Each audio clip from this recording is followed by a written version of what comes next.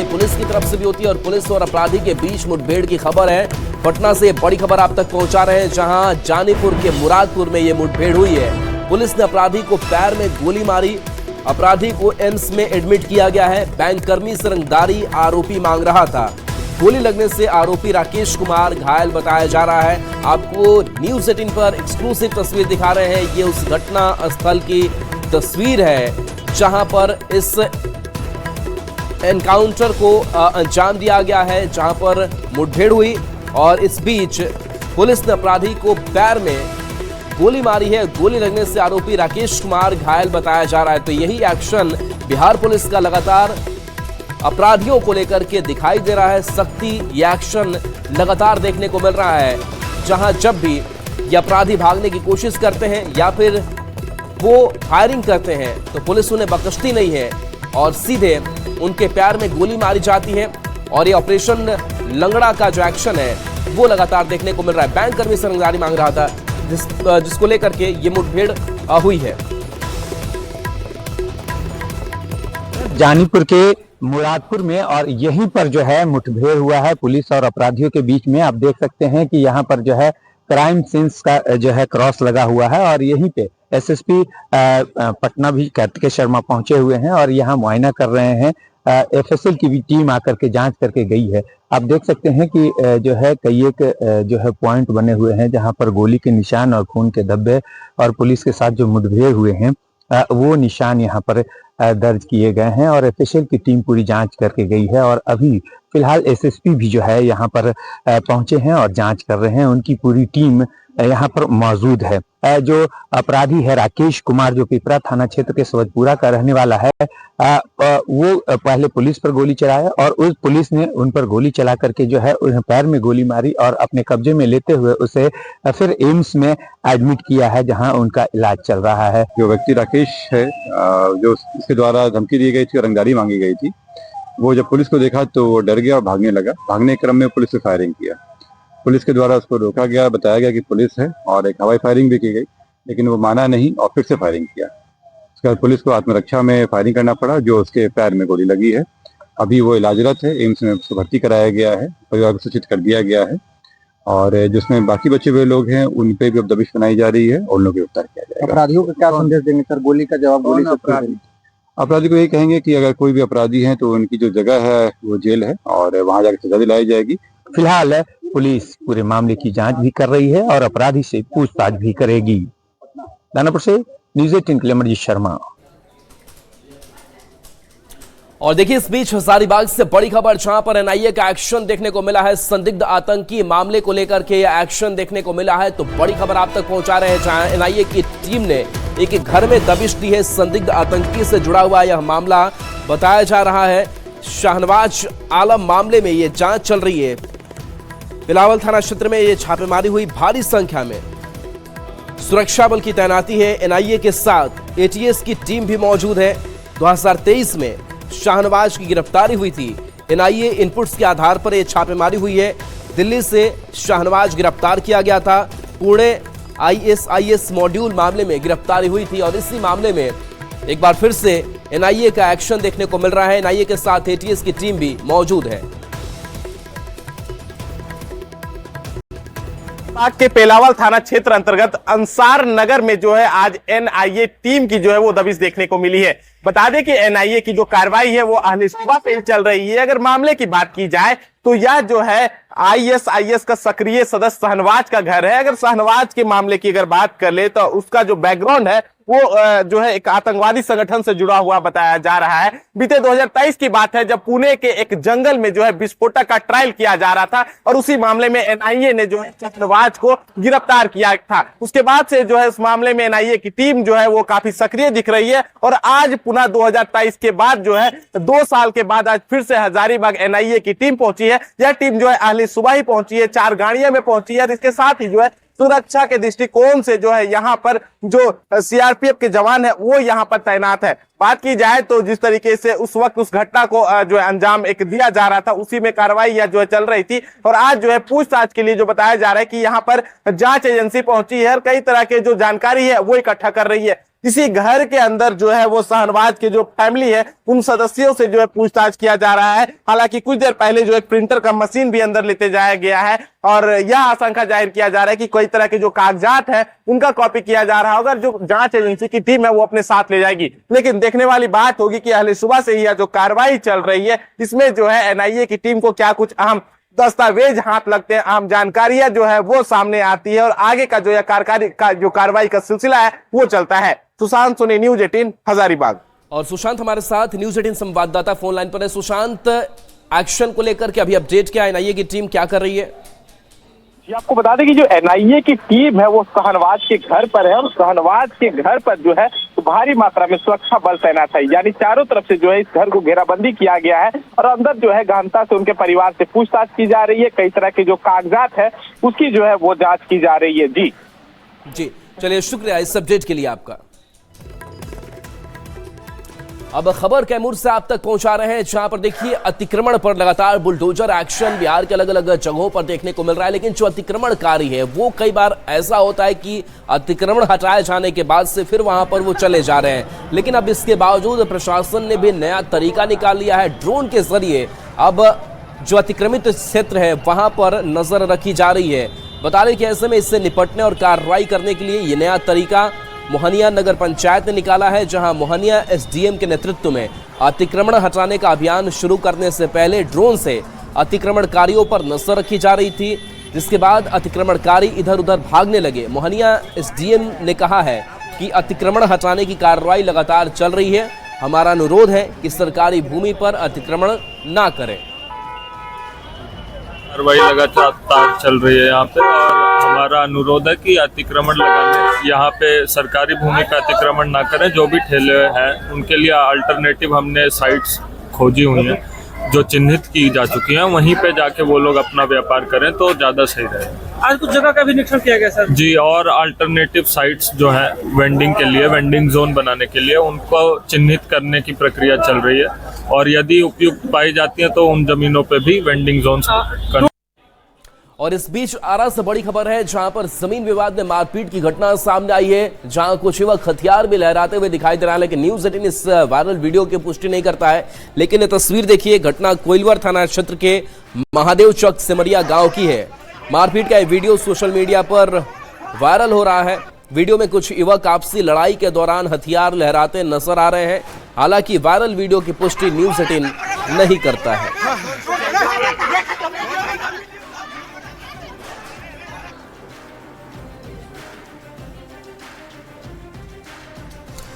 तो ये तस्वीर आप तक पहुंचा रहे हैं, जहां पर देखिए कैसे यहां पर इस जमीन विवाद में कुछ युवक जो है वो हथियार लहराते हुए दिखाई दे रहे हैं। एक दूसरे पक्ष जो है आपस में भिड़े हुए हैं, लाठी डंडे भी उठे हुए हैं हाथ में। इसके साथ साथ कुछ दूसरे पक्ष के जो युवक है वो हथियार उनके हाथों में दिखाई दे रहा है, जो दूसरा पक्ष उनसे छीनने की कोशिश भी कर रहा है। कुछ महिलाएं आपको दिखाई दे रही होंगी।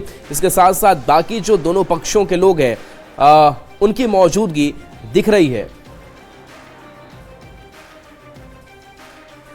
और देखिए, दरभंगा सदर अस्पताल से एक लापरवाही की बड़ी तस्वीर सामने आई है, जहां परिवार नियोजन को लेकर के महिलाओं का ऑपरेशन किया गया था। लेकिन इस ऑपरेशन के बाद से इन महिलाओं को ऐसे ही फर्श पर लिटा दिया गया है।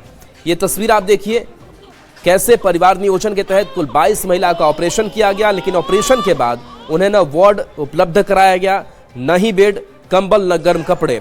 कड़ाके की ठंड में उन्हें खुले बरामदे और अस्पताल के फर्श पर लिटा दिया गया है। और इस पूरे मामले में अस्पताल प्रशासन ने भी अब जाकर लापरवाही मानी है। कैसे आए? लड़की का ऑपरेशन हुआ है। अच्छा, तो क्या बोला गया था ऑपरेशन के बारे में? हम नहीं छोड़ चलिए, उनकर घर के गार्जियन सब। तो क्या दिक्कत यहाँ हो रहा है? होने के बाद कंबल दिया है? नहीं सर, नहीं दिया है। यहाँ पर मच्छरदानी मिला है? ना, दिक्कत है मच्छर लोग है, जब कहीं कचरा है ये दिक्कत है तो लोग है ना। क्या मौक लगे ना दवा के। अभी फिलहाल 22 पेशेंट का फैमिली प्लानिंग का ऑपरेशन किया गया है। ठीक है, मूलभूत सुविधा तो यहाँ पे जैसे कि सबको तो गद्दा दिया ही गया है, ठंडा का समय है तो उस तरह का तो फर्दर इस चीज़ को और थोड़ा सुधार करके उसमें बेड वगैरह की व्यवस्था की जाएगी। देखिए, इस लापरवाही के बाद कई सवाल भी है और सवाल ये है कि ऑपरेशन से पहले व्यवस्था क्यों नहीं की गई। सवाल ये भी है कि ठंड में महिलाओं को फर्श पर क्यों लेटाया गया और सवाल ये कि इस लापरवाही के लिए जिम्मेवार कौन है। सवाल ये कि संक्रमण के खतरे को नजरअंदाज क्यों किया गया और महिलाओं की जान से ये खिलवाड़ क्यों। और सवाल ये भी कि इस लापरवाही पर स्वास्थ्य विभाग क्या एक्शन लेगा।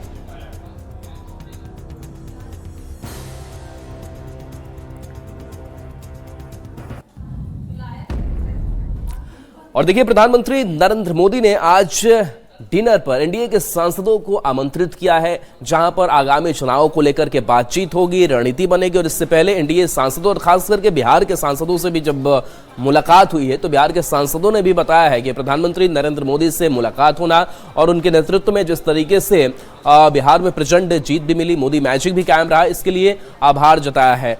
दिलेश्वर कामैत ने क्या कुछ कहा, आपको सुनाते हैं। सांसदों को माननीय प्रधानमंत्री ने आज आमंत्रित किया डिनर पर। 2 दिन पहले एनडीए की बैठक हुई थी और उस बैठक में बिहार में जो आपका प्रचंड बहुमत से एनडीए की सरकार बनी और इस पर चर्चा हुई और हम लोगों ने माननीय प्रधानमंत्री को उस दिन माला से उस खुशी में उनका स्वागत किया। उन्होंने आज डिनर देने का काम किया है और इसके साथ ही साथ अभी बंगाल में जो चुनाव है उसकी तैयारी है, अन्य राज्यों की तैयारी है। जिस तरह बिहार में प्रचंड बहुमत हुआ है, अन्य राज्यों में भी एनडीए का प्रचंड बहुमत होगा। पूरी तैयारी के साथ हम लोग इस पर काम कर रहे हैं। 10वीं बार मुख्यमंत्री बनने के बाद नीतीश कुमार पहली बार पूर्वी चंपारण के दौरे पर हैं, जहां वो जीविका दीदियों से बात करेंगे। इसके साथ साथ जो रसोइया हैं उनसे भी मुलाकात करेंगे। बता दें कि संवाद होगा, कई कार्यक्रम का निरीक्षण भी मुख्यमंत्री नीतीश कुमार करेंगे और खास तौर पर स्कूली बच्चों से भी बात करेंगे। तो मुख्यमंत्री नीतीश कुमार के आगमन को लेकर जीविका दीदियों में काफी उत्साह है। जीविका दीदियों ने न्यूज 18 से बात करते हुए कहा कि मुख्यमंत्री ने 10,000 रुपए की राशि दी है, सरकार अगर और मदद करेगी तो हम लोग और बेहतर करने का काम करेंगे। नीतीश कुमार मुख्यमंत्री की शपथ लेने के बाद आज पहली बार पूर्वी चंपारण का दौरा हो रहा है और पूर्वी चंपारण दौरा के दौरान महिलाओं से संवाद करेंगे, खासतौर पर जीविका दीदी से बात करेंगे और जीविका दीदी उनको धन्यवाद भी देगी। 10,000 रुपये की राशि जो सरकार ने दी है उसको लेकर खासतौर पर जीविका दीदियों में भी उत्साह है। मुख्यमंत्री जी आ रहे हैं, आप लोग भी इंतजार करिए मुख्यमंत्री जी। क्या 10,000 रुपये मिला था, क्या किए थे? मिला है, अंडा का दुकान किए हैं सर। अच्छा, अब खुश है कि 10,000 रुपये मिल गया? हाँ खुश है सर। क्या चाहती है कि और भी मिलेगा तो और बढ़ेगा, उसमें ऊपर में है। मिला है 10,000 रुपये मिला है जी। क्या किए आप 10,000 रुपये का? पर्स खरीदे हैं।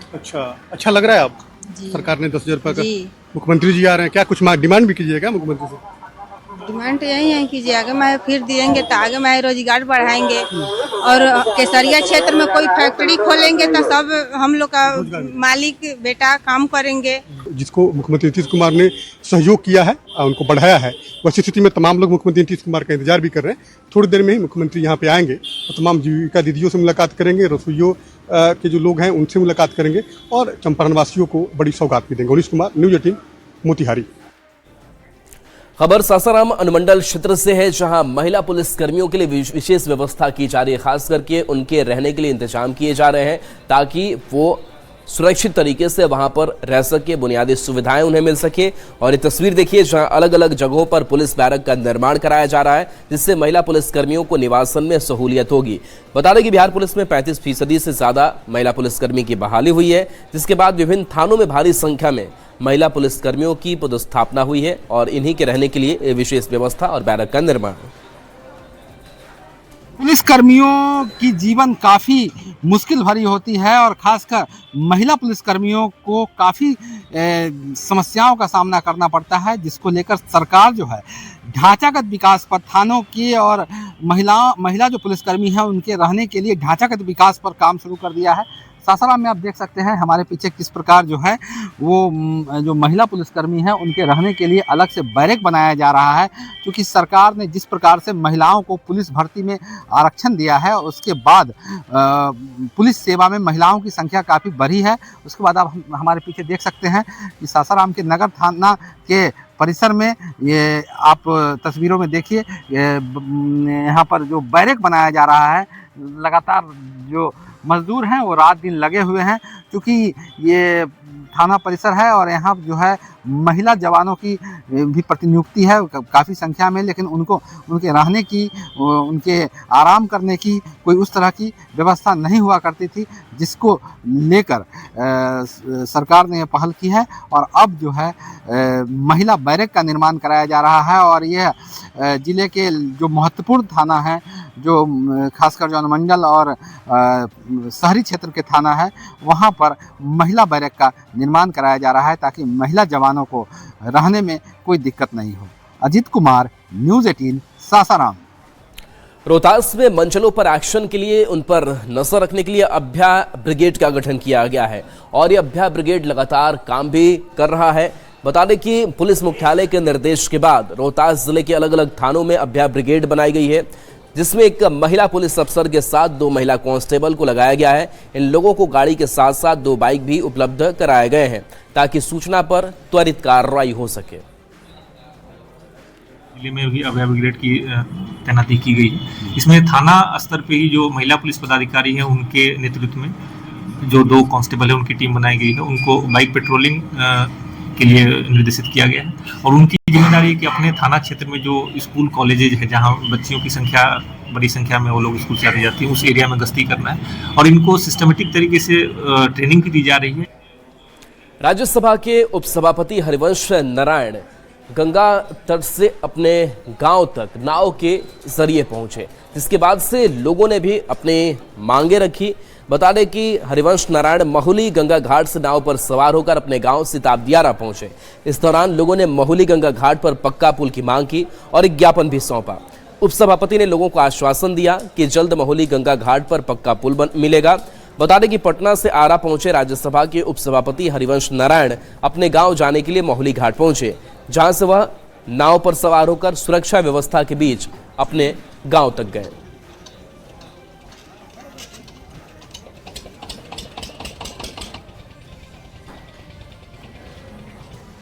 और देखिए, दिसंबर के दूसरे सप्ताह में कड़ाके की जो ठंड है वो पड़ रही है और माना यह जा रहा है कि आने वाले वक्त में तापमान और गिरने वाला है। ऐसे में भागलपुर की अगर बात करें तो यहाँ पर जो रेल यात्री हैं या फिर रेलवे पर जो इसका असर है वो भी देखने को मिल रहा है। बता दें कि ठंड के कारण रेल से यात्रा करने वाले यात्रियों में कमी आई है। खासकर भागलपुर से खुलने वाली लंबी दूरी की ट्रेनों में यात्रियों की भीड़ कम देखने को मिल रही है। जिस तरह से ठंड में बढ़ोतरी हुई है तो इसका असर आम जनजीवन के साथ साथ रेल यात्रा पर भी पड़ता हुआ दिखाई पड़ रहा है। खासकर भागलपुर से यात्रा करने वाले जो यात्री हैं उसकी संख्या काफी कम हुई है। अमूमन जो है टिकट काउंटर पर टिकट कटाने के लिए यात्रियों की भारी भीड़ देखी जाती थी, लेकिन तस्वीरों में साफ तौर पर देख सकते हैं कि किस तरह से जो तकरीबन टिकट काउंटर है वो खाली है और 2-3 जो टिकट काउंटर हैं वहाँ पर बहुत ही कम संख्या में जो यात्री हैं वो टिकट लेते हुए नजर आ रहे हैं। खासकर जो भागलपुर से लंबी दूरी की ट्रेन है उसमें यात्रियों की जो संख्या है वो कम हुई है, तो वहीं भागलपुर आने वाली जो लंबी दूरी की ट्रेनें हैं उसमें भी यात्रियों की काफ़ी कम भीड़ हुई है। बता दें कि जिस तरह से लगातार ठंड में बढ़ोतरी हुई है तो कहीं ना कहीं आम जनजीवन के साथ साथ रेल यात्रा पर भी इसका असर पड़ता हुआ दिख रहा है। भागलपुर से लंबी दूरी की ट्रेन से यात्रा करने वाले यात्रियों की संख्या कम हुई है, तो वहीं दूसरे राज्यों से भागलपुर आने वाली जो ट्रेनें हैं उसमें भी काफ़ी कम संख्या में यात्री नजर आ रहे हैं। विकास कुमार सिंह, न्यूज़ 18, भागलपुर। अब बात इंडिगो क्राइसिस की करते हैं। पटना एयरपोर्ट पर आज भी परेशानी जस की तस बनी हुई है। बताया जा रहा है कि यहाँ पर 7 जोड़ी फ्लाइट्स जो है वो कैंसिल कर दी गई हैं और इस वजह से यात्री लगातार परेशान दिखाई दे रहे हैं। विदेश जाने वाले यात्री सबसे ज्यादा परेशान हैं। कुवैत जाने वाले राजेश भी पिछले 5 दिन से पटना में फंसे हैं और 7 दिसंबर से टिकट रद्द कराते कराते अब जाकर उन्हें टिकट मिल पाया है। राजेश ने इंडिगो पर अपना गुस्सा जाहिर किया। इंडिगो क्राइसिस का आज 10वां दिन है। लगातार जो स्थिति है, जो विमानों के रद्द होने का सिलसिला है वो पूरे देश में जारी है। वहीं पटना एयरपोर्ट से भी लगातार जो विमानें हैं वो लगातार अभी भी रद्द हो रही हैं। आज की बात करें तो आज भी 8 से 9 विमान जो हैं वो रद्द हैं। आने जाने के विमान पूरी तरह से रद्द हैं। दिल्ली की विमान, दिल्ली जाने वाली विमान काफ़ी हद तक काफ़ी संख्या में रद्द है। इसके अलावा बेंगलुरु, हैदराबाद के विमान भी रद्द हैं। तो लगातार जो परेशानियाँ हैं वो इंडिगो के जो यात्री हैं उनकी कम नहीं हो रही है। काफ़ी मतलब फंसे हुए हैं, होटल में ठहरे हुए हैं और 4 दिन से यहाँ पे कोई सोर्स नहीं है। मतलब मैंने और भी एयरलाइंस के लिए ट्राई किया था कि मैं किसी तरह से दिल्ली या बॉम्बे चला जाऊँ, तो किसी भी फ्लाइट में किसी तरह का कोई ऑप्शन नहीं है। इवन मैंने ट्रेन से भी कोशिश किया था कि मैं दिल्ली या मुंबई के लिए, हाँ, क्यों हम इनके हाथ में इतना बड़ा बागडोर दिए हैं कि हमको सरकार की तरफ से कार्रवाई बिल्कुल सरकार के तरफ से बहुत बड़ी कार्रवाई होनी चाहिए और इनके ऊपर जो है सरकार को अल्टरनेट भी अरेंजमेंट रखना चाहिए ताकि हम इंडिगो पे ही, अब हमको लग रहा है कि 60-70% पैसेंजर जो है इंडिगो के ऊपर डिपेंड है। ये बहुत गलत है। अब हमारे लाइफ को इंडिगो चला रहे हैं। अब बात बताइए कि मैं विदेश में रहता हूँ। 7 तारीख को इनकी टिकट थी लेकिन इनकी टिकट नहीं हो पाई है और आज इनको टिकट मिला है। तो एक परेशानी है, जो यात्री हैं वो काफ़ी परेशान हैं और लगातार यात्री जो हैं उनके फ़्लाइट कैंसिल हो रहे हैं लगातार, और यात्री लोग यहाँ पर अपने टिकट को लगातार रिफ़ंड जो है उनको रिफ़ंड मिलने में ही परेशानी हो रही है। और कई यात्री हैं जो टिकट को बार बार कैंसिल करा रहे हैं और अगले डेट में उनको टिकट लेना पड़ रहा है। लेकिन जो स्थिति है, आज 10वां दिन है और 10वें दिन स्थिति पूरी तरह से यही है कि यात्री परेशान है। न्यूज़ 18 के लिए पटना से धर्मेंद्र कुमार। और चलिए, एक छोटे से ब्रेक का वक्त है, जल्द वापस आते हैं।